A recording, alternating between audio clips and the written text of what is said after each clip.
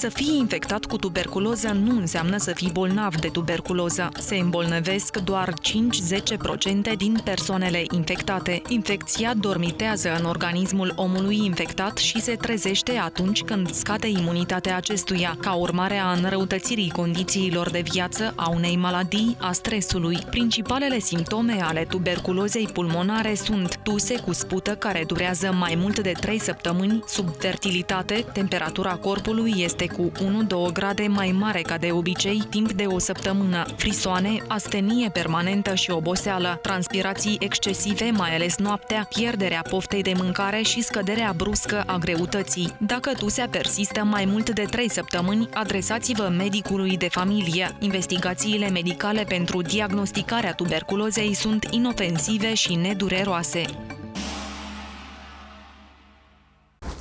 Să fii mamă, cred că este unul dintre cele mai frumoase lucruri care ne se pot întâmpla în viață. Noi, femeile, ne dăruim în totalitate celor pe care îi iubim și uneori uităm să avem grijă chiar de noi. Dragi femei, să nu rămânem indiferente față de propria sănătate. Dacă vă confruntați cu o tuse care durează mai mult de 3 săptămâni, acesta poate fi un simptom al tuberculozei. Imediat mergeți la medic. Dacă vom fi noi sănătoase, ne va fi sănătoasă familia, dar și întreaga noastră societate. Tuberculoza este tratabilă. Dacă tușești mai mult de 3 săptămâni, adresează-te la medic.